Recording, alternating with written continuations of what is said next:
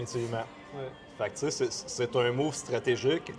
Moi, je suis pas un professionnel en comptabilité, puis en finance, puis tout ça, mais j'ai quand même été capable d'analyser, il y a 4 ans, de dire, je regarde où c'est que le Québec s'en va, puis il faut que je fasse un move le plus rapidement possible pour me stabiliser puis être financièrement stable aux États-Unis.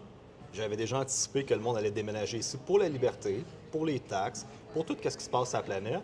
Fait que les millionnaires sont ici. Fait qu'il y a un gros marché de gens qui consomment encore.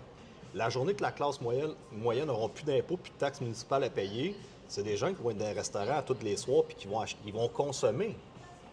T'imagines, il te reste 10, 20, 50 000 de plus par année dans tes poches. Oh, je vais aller faire des voyages. Tous les soirs, au restaurant, hein, un nouveau char, un carte de golf, versus le Québec puis le Canada. Ça continue à déprécier sans arrêt. Puis, on en regarde tous les politiciens qui sont là, que ce soit Éric Duhem, conservateur, que ce soit l'autre au Bloc québécois.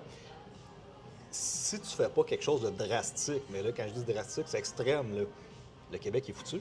Il n'y en a aucun qui a une solution là, qui va dire oui, oui, on. Non, c'est quoi ta solution concrète? Autre que d'arriver avec un Dodge, d'arrêter toute la corruption, d'enlever toute la perte d'argent, puis après se dire si tu fais pas un gros ménage profond, elle va venir d'où ton argent? C'est vrai. T'es fait. Autre qu'à un moment donné, si Trump réussit vraiment à prendre le Canada dans son deal, il n'y a aucune solution pour le Canada puis le Québec. J'ai rien d'autre à dire. Ben, je la vois pas, je la cherche. Je cherche, si je serais dans cette position-là, qu'est-ce qu'on pourrait faire de concret pour sauver le Québec?